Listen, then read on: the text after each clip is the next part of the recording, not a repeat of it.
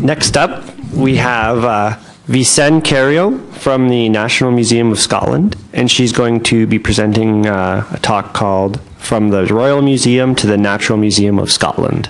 Good morning, ladies and gentlemen. I'm going to present what we've been doing in the last so many years. I cannot remember now. We started in 2004, and what we've been doing till now is move all the collections that there are from this part here is the Victorian National Museum of Scotland, and this is the work that we've been doing since 2004. This part here is a new museum that we opened in 1998. Therefore, this part has been, we didn't touch anything, but the rest of the museum we've been changing every single thing inside. We wanted to be a little bit more complicated than everybody else is in the normal museums. Therefore, and instead of having a further building where to put the specimens and where to put the collection, we decided to play around inside the building and work around the builders and then start playing jigsaw from one area to another. At the beginning, we had this size here. We have, okay, that's the map of Edinburgh here. We have in this part here is where the museum that the photograph I showed you before is located. And here in the north by the sea is with this area here, all this area here is where it's located. What is being called now the National Museum Collection Center. That is where in the future will be all the collection from the national museums. Problem being is that in here, this area here has been creating a new building, and this was done in 2004. And all this area here is all this new building that is going to be finished in 2014. At the moment, the buildings were like that. Therefore, they were training for the Second World War. Therefore, you can imagine the collections in these buildings, they were quite not to standard to a museum or anything like that. Oops, sorry. I'm going to talk only about the collection in the natural history. We have 75,000 minerals, 250,000 fossils, and 15,000 rocks, all distributed and through the museum. The old Victorian collections were displayed in a way that on the top were the collections, and underneath of all the display cabinets, we have the collections as such. And then on the basement of the building, which is underneath here, is where all the cellars and all the materials were stored. Due to this disability that has been changed in how to access to museums or governmental buildings, now the museum had all these stairs at the entrance. Therefore, they decided that the new entrance was going to be through the underneath of the cellars. Therefore, we had to empty everything from there. Therefore, we had to do the cellars, the galleries, the exhibition, all the laboratories that they were here on the top of the building, and all the offices for the whole staff in the Natural History Museum. This is, as you can see, there are, I mean, it was not as bad as that in this photograph. The storage areas were more or less like that, all packed in specimens. Everything you can imagine. It's not as big as here because, of course, we don't have dinosaurs in Scotland as such, but we have lots and lots of specimens to move around. And all the staircases or the way that the museum was displayed, it was not to standard for disabilities. Therefore, we had to change everything. We had the problem of water coming through the glass area. This was only the education center. Therefore, we have to restructure everything. This was some of the areas that we were staying in the buildings. We had one of the buildings that we moved things. It was they were all cabinets. We didn't have enough space to put everything. Because we have to move like jigsaws, some of the areas were packed into, I mean, you were not able to move anywhere. We have some areas that we had to put the big storage area. Therefore, we have some areas to put some of the big specimens or some of the big crates, but they were not as many as we wanted to have. Therefore, we have to move some of the collections to outside of Edinburgh, that it was like it's some 20 kilometers away from Edinburgh.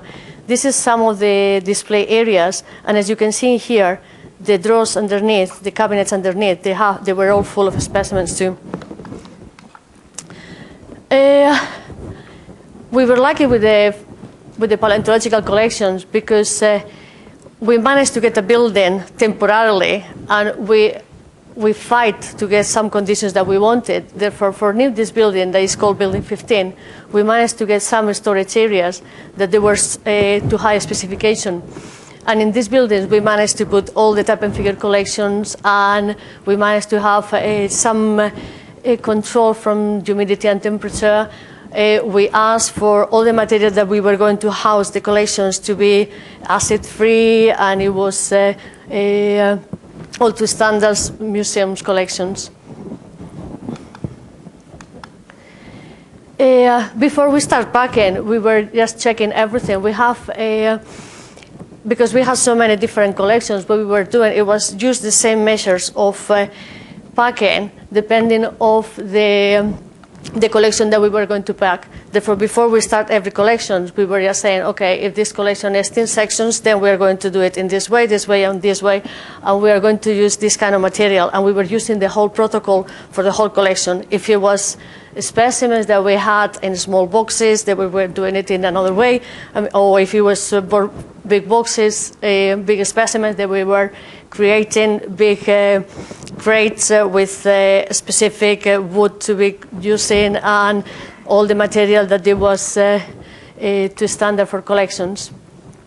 We were, of course, because of the situation that we had in the museum, we had to be in cross-disciplinary cooperation with all the people.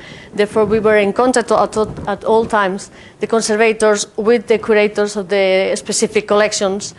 And then we were, of course, talking to all the people, all the builders, because what was happening is that we were moving one collection to the other part of the building, and then they were closing the area we were working. And then in the other location, we had to, more or less every week, they were saying, okay, you cannot use this fire exit, you have to use the other fire exit, or you have, now you cannot have access to the collections for a couple of weeks, and things like that. Of course, something really important, it was the record book, because we were moving things as they were moving the building site.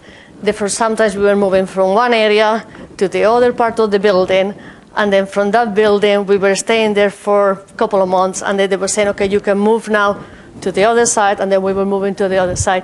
Therefore, a good record was really important, because just to know where things were going, because we were just we were looking track of where things were going. In the whole process of the whole museum, I'm talking about collections of history, art, and everything.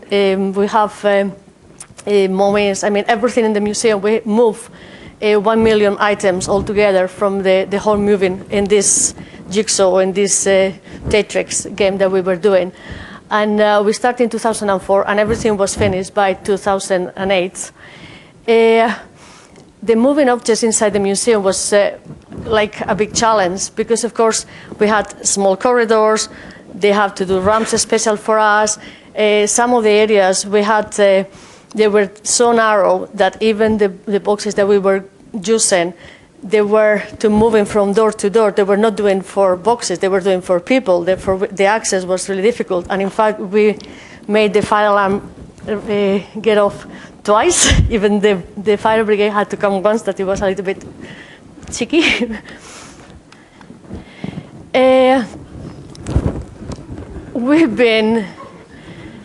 These are the kind of materials that we've been using. We've been using the acid-free tissue paper, the plastisode. I mean, it's the normal things that everybody, I think all the museums will be using these days, just to try to pack everything. Things that we've been trying to avoid, and it's been, I don't know, the newspaper, the woods, and polyester, and acid-free that it was yellow and brittle before. And especially the main issue, I think, it was because we didn't know how long it was going to be moving from one place to another. Therefore, we knew that we were going to move the collections just now, but we didn't know when we were going to be able to move from that location. Okay. Therefore, we tried to avoid all the material just in case. Okay. We've been using the bubble wrap only as a covering everything on giving more support to the long moves. And what we've been trying to do with bubble wrap has been, once we were going to arrive into the other location, we were trying always to take it off. I have to say that I'm still having some that I will take it off, but it's too much to unpack, I have to say. We've been using some techniques that is just with the paper. I mean, with tissue paper, you just do balls, and it's a kind of support and resistant and everything, and it's harder than you think. And the other thing we've been doing is the cushions that we were putting the Tyvex outside and the polypropylene pellets in the inside. Therefore, we were doing cushions to measure. Therefore, when we had some small specimens, or even to a size like that, we were able just to put the specimen temporarily, to move it to the next location, and we didn't have to pack or just worry about having any damage or any problem with it in the future. One important thing as well, it was the health and safety. Okay, we've been at the museum. We were given some manuals on how to handle techniques. Some people think that because I don't think they know what is the strength that they have, and they started trying to do as much of they can, because sometimes you forget that even if it's only a couple of kilos, it's fine if you just walk for a meter, but when you were walking for long distances, then it was getting heavier and heavier. Therefore, we were trying that everybody that was helping. It was getting enough knowledge to know where the limitations were for everybody. We were trying to wear safety boots, but even with the safety boots, because of the wearing and everything, I don't know why they got broken and everything.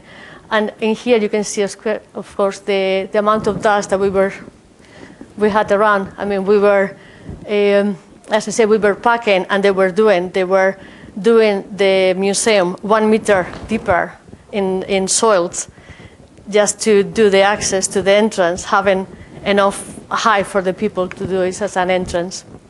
Okay. These are the cellars as they were. They was dark, dusty. I mean, it was just horrible to be working there for so many years. Believe me, it's been unbelievable. Because you were opening one of the cupboards, and it was like, oh, it's 1 meter. Oh no, it's 2 meters. Oh, and it was going deeper and deeper, all the cabinets. And more or less nobody has been in these cabinets for hundreds of years. You will see why later. And it was good that we were involved in all the treatment and in all the process of the packing, because this allowed us just to be there as a backup of how they have to do the packing. I mean, we had the people that we were just working with us. We were saying, okay, if you get to this situation and you see, for instance, the material like this, please tell me, or please tell my other colleague, and then we will consolidate for you, or we will pack in, or if you don't know what to do, please ask, and then we will help you. We had some volunteers, not as many as other people has in here, but we had some volunteers that they were great, and they've been giving their time and everything, just helping with us. We had sometimes to do the surface cleaning, not because of the normal dust, but because it was construction dust. And we know that the construction dust is not very good for the fossils. Therefore, we decided that everything that it was uncovered in the cellars or in the exhibitions, and it had some construction dust, we had to clean it out. We were given some advice in the packing of the collection. Some people, I mean, we had some thin sections. You will see the photographs. We had like 500 rows of thin sections that they had to be moved. Therefore, we were taking them out to move on the vans. They were going to be damaged. Therefore, we did a protocol, and at the end, we developed how to pack them and how to move the whole collection to the new location.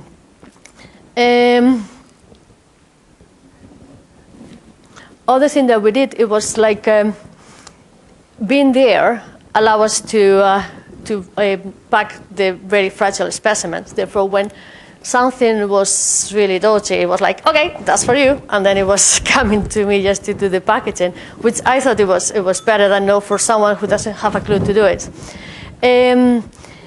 The other thing that we managed to do, it was the specimens were able to, because we didn't know how long they were going to be packed, therefore we asked the research community to see what they were going to be researching in, and we were going to put in all the collections in another areas.